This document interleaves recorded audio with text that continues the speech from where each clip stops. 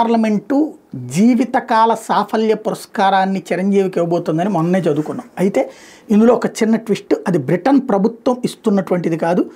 ఈ విషయానికి సంబంధించి యూకే పార్లమెంట్ గౌరవ పురస్కారానికి సంబంధించి ఓ ప్రకటన ద్వారా తెలియజేసింది అంటే 4.5 దశాబ్దాలుగా సినిమాల ద్వారా కళారంగానికి సమాజానికి సేవలు అందించినందుకు గాను ఈ పురస్కారం చిరంజీవిని వరించింది. అయితే ఇది ఇస్తుంది బ్రిటన్కి సంబంధించినటువంటి అధికార Labour Party parliament member Navendu మిశ్రాట. ఈ నెల 19న యూకే పార్లమెంట్లో చిరంజీవిని సన్మానిస్తారు. సోజన్ జోసెఫ్, బాబ్ బ్లాక్మెన్ సహా ఇతర పార్లమెంట్ సభ్యులు కూడా ఈ కార్యక్రమంలో పాల్గొంటారు. ఇదే వేదిక మీద యూకేలో పేరెన్నికన్నటువంటి బ్రిడ్జ్ ఇండియా సంస్థ చిరంజీవికి జీవిత సాఫల్య పురస్కారాన్ని ప్రదానం చేయబోతోంది. బ్రిడ్జ్ ఇండియా సంస్థ అందిస్తున్నటువంటి తొలి లైఫ్ టైమ్ అచీవ్మెంట్ అవార్డు ఇది. అంటే ఆ సంస్థ ఇస్తోంది, ఇది బ్రిటన్ ప్రభుత్వం ఇస్తున్నది కాదు. బట్ ఆయన అర్హులు, ఎలాంటి అవార్డు తీసుకోవడానికైనా అందులో డౌట్ ఏం లేదు.